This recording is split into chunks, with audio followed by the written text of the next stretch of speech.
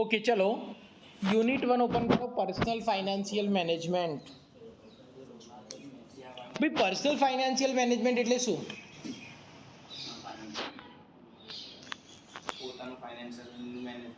બરાબર આપણે આપણા ફાઇનાન્શિયલ મેનેજમેન્ટ જે કરીએ that is called personal financial management અહીં આપણે કોઈ કંપનીનો હિસાબ નહીં રાખવાનો આપણે કોનું મેનેજમેન્ટ કરવાનું છે આપણા ફેમિલી ફાઇનાન્સનું that is called personal financial management બરાબર હવે એ આપણે કેમ કરવાનું તો ફર્સ્ટ બજેટ પ્રિપેર કરવા પછી સ્પેન્ડિંગ મની વાઇસલી પછી ફ્યુચર એક્સપેન્ડિચર માટે પ્રેઝન્ટ કન્ઝપ્શનને કર્ટેન કરવાનું બરાબર તો આ બધી વસ્તુ અંદર આવી જાય હવે અહીં વાત કરીએ આપણે પર્સનલ ફાઇનાન્શિયલ મેનેજમેન્ટની તો when personal financial the individual consider the suitability to his or her needs of range of banking products saving account credit card consumer loan investment in stock share bond mutual fund આ બધી વસ્તુ અંદર આવી જાય હવે personal financial મેનેજમેન્ટની શરૂઆત ક્યારે કરવાની બોલો તો ગોલ્સ ઓફ પર્સનલ ફાઇનાન્શિયલ મેનેજમેન્ટના ગોલ્સ કયા બરાબર હવે ઇન શોર્ટ આમાં બી કંઈ છે નહીં તમારે જાતે જ નક્કી કરવાના ગોલ્સ દાખલા તરીકે તમારે એક પેન અને પેપર લેવાનો અને પેન અને પેપર લઈને તમારે બે વસ્તુ નક્કી કરવાનું એક ટાઈમિંગ અને એક ટાર્ગેટ હવે ટાર્ગેટ કેવી રીતે હોવો જોઈએ ઇન ટર્મ્સ ઓફ રૂપીઝ હોવો જોઈએ પહેલાં એને યુનિટ્સમાં લખવાનો અને પછી એનું કન્વર્ઝન રૂપીઝમાં કરવાનું ફર્સ્ટ ઓફ ઓલ તમારી એજ અત્યારે આપણે આમ જોવા જઈએ તો તમે મારા કરતાં 2-4 વર્ષ મોટા હશો બરાબર હા તમારી એજ હશે 21 યર્સ જેટલી કેટલી હશે 21 વર્ષ ખરા ને અત્યારે કે ઓછા 20 વર્ષ ખરા હવે 20 વર્ષના છો અને તમે બધા અર્ન બી કરો છો ઘણા બધા લોકો બરાબર તો હવે તમારે યાદ રાખવાનું કે ભાઈ તમારે પોતાનું એક ઘર લેવું છે at the age of at the age of 30 years પહેલો ગોલ તમારો આવ્યો કે ભાઈ 30 વર્ષની એજ પર મારે મારું એક ઘર લેવું છે હવે ઘર કેવું લેવું છે તો કે 2 BHK એક ફ્લેટ લેવો છે હવે આપણે ઇન્ફ્લેશનને બધું ગણીને અત્યારે 2 BHK ફ્લેટ સપોઝ મળતો હોય આપણે જેવા એરિયામાં જોઈએ જો 30 lakhsમાં તો 10 યર્સ પછી આપણે પ્રોપર્ટીના પ્રાઇસ ઇન્ક્રીઝને બધું ગણીએ તો રેન્ડમલી વિચારીએ કે 50 લાખમાં આ ઘર મળે છે એટલે 50 લાખ મારે આટલા વર્ષ સુધી આટલા વર્ષ પછી અર્ન કરવા છે તો that is your first goal second goal after buying a house I need to buy a car within a 2 years India હોય તો પહેલાં ઘર લે પછી ગાડી લે જો ઇન્ડિયાની બહાર હોય તો પહેલાં કાર લે પછી એ લે કેમ બિકોઝ કાર ત્યાં બેઝિક નેસેસિટી છે ઇન્ડિયામાં અહીંયા આગળ હજી સુધી બી car is consider as luxury તો પછી આપણે શું કરીએ વિચારીએ કે 2 યર્સ પછી આપણે કાર બાય કરવી છે ત્યાર પછી એવું વિચારો કે મારે પોતાનો પોર્ટફોલિયો કે પોતાની net asset wealth liquid asset in share in stock in bond suppose મારી પાસે એ ટાઈમે 1 કરોડ રૂપીસના હોવા જોઈએ તો આ બધું પ્લાનિંગ કર્યું તો આ તમે ગોલ ડિસાઈડ કર્યો કહેવાય ઇન ટર્મ્સ ઓફ મની હવે ઇન ટર્મ્સ ઓફ મની તમે ઇન્ફ્લેશન ગણ્યું ભાવ વધારો ગણ્યો ગોલ નક્કી કર્યો તો અત્યારે તમે કેટલું અર્ન કરો છો એમાંથી અત્યારે કેટલા રૂપિયા બચાવવા પડશે એ નક્કી કરવાનું ઇન ફ્યુચર તમારી અર્નિંગ કેટલી ઇન્ક્રીઝ થઈ શકશે ઇન શોર્ટ એ બી ટાર્ગેટ રાખવાનો કે ભાઈ આપણે આપણો પગાર આટલો વધારવાનો છે નટુ કાકા જેવું નહીં કરવાનું કે જેઠાલાલને દર વખતે કયા કરવાનો પગાર વધારો પણ હજુ સુધી વધ્યો નથી વધ્યો હશે ખબર નહીં તો ધેટ ઇઝ ધ કન્સેપ્ટ કે તમારી અર્નિંગ કેવી રીતે વધશે તો આ બધી જ વસ્તુ શેમાં આવી જશે પાર્થ મને ખબર તું ધ્યાનથી અંદર જુએ છે પણ એમાં આંગળી ફેરવવાની જરૂર નથી નહીં તો મૂકી દે મોબાઈલ નીચે તો personal financial management allow individual or family to achieve their personal financial goal more easily. Although most people do not have the same goal, similar to financial principles are required in order to facilitate goal achievement. By following the procedure of effective personal financial planning, individual can get most of their money in terms of both satisfaction and material goals. એટલે આ રીતે આપણે એનો goal achieve કરી શકીએ. હવે તમે personal financial goal તો એચીવ કરવાનું નક્કી કર્યું, પણ એની સાથે સાથે તમે શું ડિસાઇડ કર્યું કે તમારે તમારું સ્ટાન્ડર્ડ ઓફ લિવિંગ પણ મેન્ટેન રાખવું છે. તમારે તમારું સ્ટાન્ડર્ડ ઓફ લિવિંગ પણ મેન્ટેન રાખવું છે. અહીં મૂકી રાખ. પહેલું પેજ નહીં ચાલતા, આપણે ત્રીજું કે ચોથું પેજ ચાલીએ છીએ.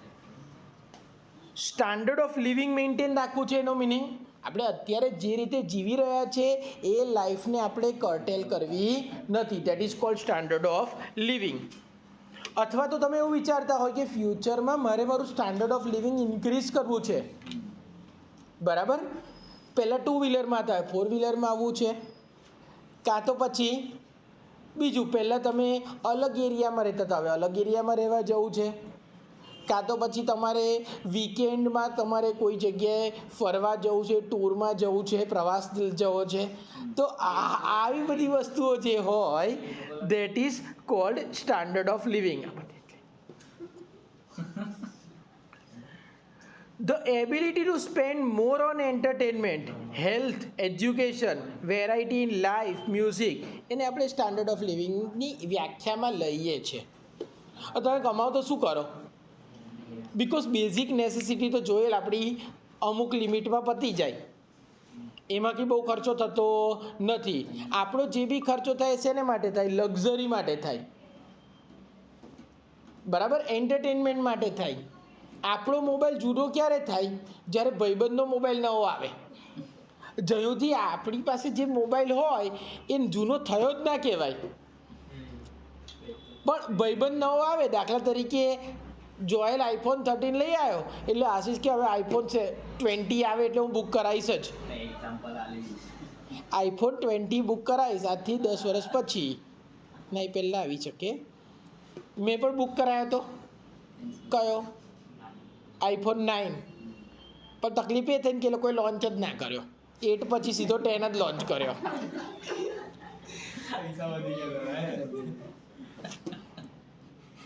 બાકી 9 લેવાનો જ હતો. તો આને આધારે આપણે આપણું સ્ટાન્ડર્ડ ઓફ લિવિંગ નક્કી કરીએ. ચલો, મુકેશ અંબાણી છે, એ હવે પૈસા શેને માટે ખર્ચે? કમાવા. હવે મુકેશ અંબાણીને પૈસા એક લેવલ પર પહોંચી ગયો છે. મુકેશ અંબાણી લઈ લો, કાં તો પછી બીજો કોઈ વ્યક્તિ લઈ લો, ગૌતમ અદાણી લઈ લો, એ રિચેસ્ટ પર્સનની લિસ્ટમાં છે. તો હવે એને પૈસા કેમ સ્પેન્ડ કરવાના? તો એકવાર high standard of living maintain થઈ ગયું, તમારું ફ્યુચર પ્લાનિંગ થઈ ગયું, પછી તમે પૈસા એસ્ટીમ માટે, એસ્ટીમ એટલે તમારી પ્રેસ્ટીજ માટે ખર્ચો કે ભાઈ ફોર્બ્સની લિસ્ટમાં ટોપ પર તો હું જ હોવો જોઈએ. ગૌતમ કેમ આવ્યો? ગૌતમ કે મુકેશ તો આવવો જ ના જોઈએ, હું જ આવી જવો જોઈએ. તો આ રીતે થાય ને. હા, વિવોને હટાવો અને ટાટા આવી ગયા. બરાબર, તો દેટ ઇઝ કોલ્ડ પ્રેસ્ટીજ માટે એ લોકો અમાઉન્ટ સ્પેન્ડ કરે છે. પછી તો that is the standard of living. પછી પરસેપ્શન એટલે કે ખ્યાલ of just what desirable quality of life vary among social economic strata. દરેકના મગજમાં શું હોય? અલગ અલગ પ્રકારની લાઈફ જીવવાની ઈચ્છા હોય. દાખલા તરીકે વાત કરીએ, જે માણસ સાયકલ પર ફરતો હોય એની ઈચ્છા થાય કે ના ના હવે હું બાઇક લઈ લઉં કે એક્ટિવા લઈ લઉં. જે બાઇક કે એક્ટિવા પર હોય તેને કારની ઈચ્છા થાય. જે કાર લઈને ફરતો હોય એને લક્ઝરિયસ કારની ઈચ્છા હોય. બરાબર, તો ધીરે ધીરે ધીરે તમારી શું થાય? એક્સપેક્ટેશન વધતી જાય. By planning certain future purchase and financial activity, you can set goals which are consistent with your desired quality of life. એ તમારી ક્વોલિટી ઓફ લાઈફ સાથે શું હશે? કન્સિસ્ટન્ટ હશે. In general, most people attempt to increase their wealth in order to obtain a comfortable and secure standard of living. મોટાભાગના લોકો કમાય કેમ? કે ભાઈ એમનું સ્ટાન્ડર્ડ ઓફ લિવિંગ મેન્ટેન થાય, એમનું ફ્યુચર સિક્યોર થાય, એને માટે પૈસા કમાય. હવે improving of standard of living. Standard of living કેવી રીતે ઇમ્પ્રૂવ કરવાનું?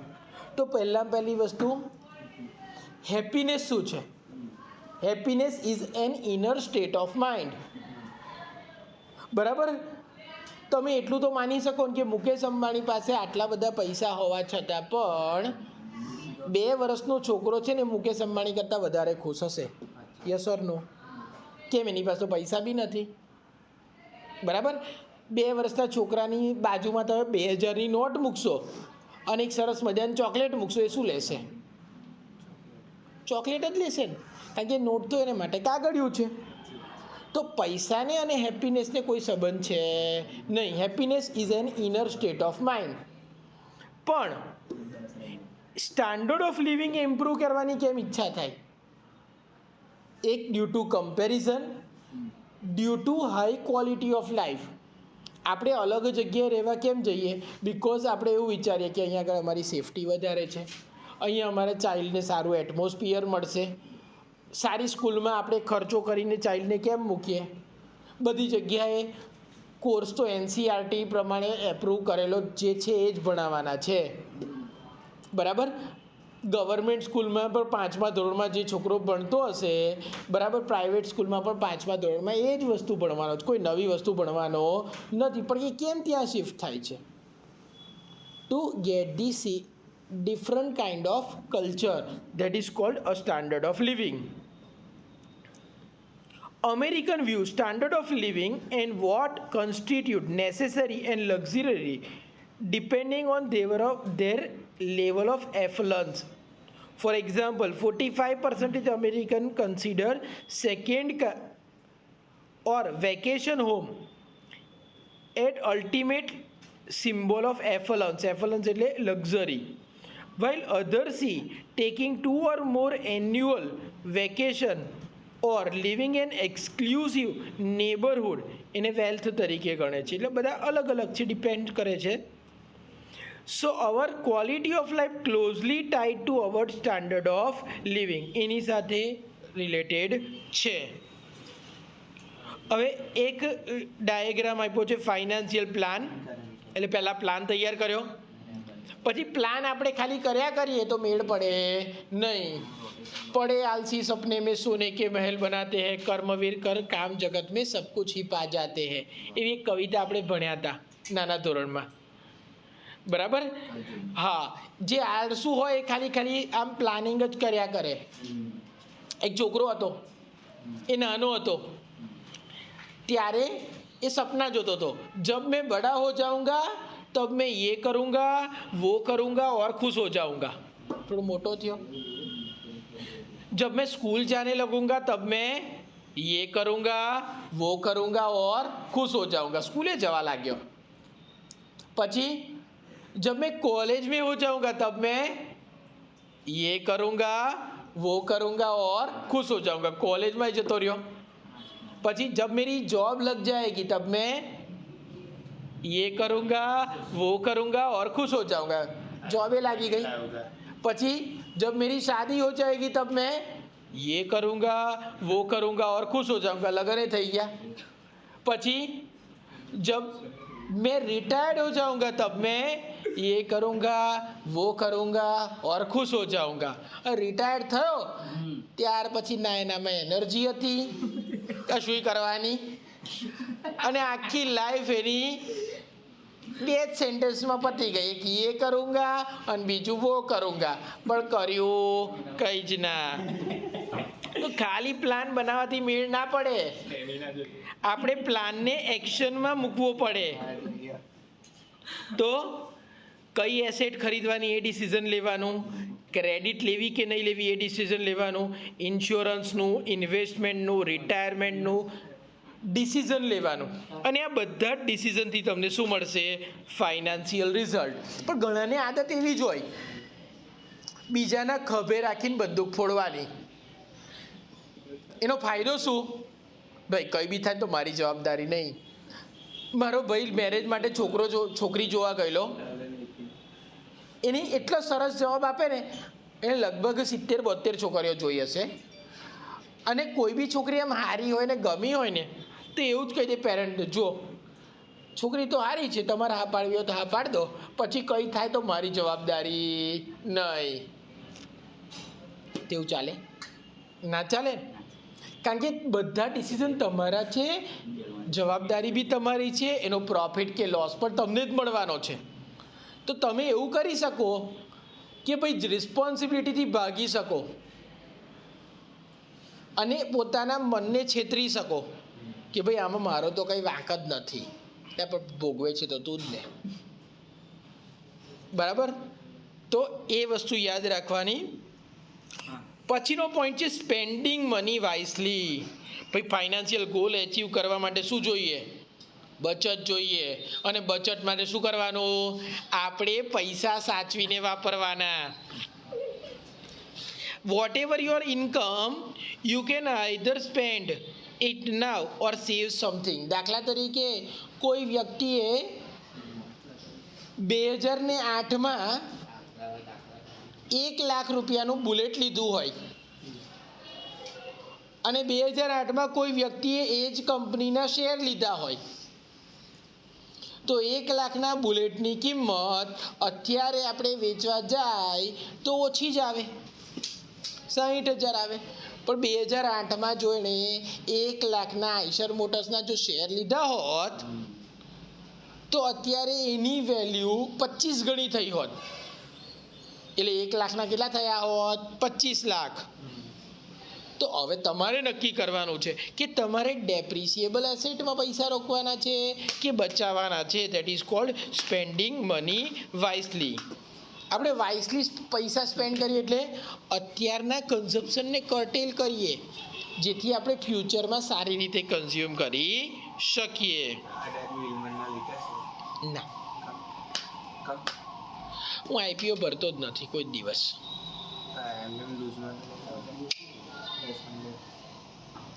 એક્યુમ્યુલેટિંગ વેલ્થ ભેગી કરવી એ બીજો ગોલ થઈ ગયો. 2 જ મિનિટ. ચલો, ત્યાર પછીનો પોઈન્ટ છે steps in personal financial planning process. કયો છે? પહેલો છે ડિફાઇન યોર ફાઇનાન્શિયલ ગોલ. તમારે પહેલાં મેં એમને કીધું એ પ્રમાણે ગોલ ડિસાઇડ કરવાનો કે ભાઈ ઘર ખરીદવું છે, ગાડી ખરીદવી છે, વેલ્થ એક્યુમ્યુલેટ કરવી છે. That is your goal. હવે ટાઈપ્સ ઓફ ફાઇનાન્શિયલ ગોલ્સ.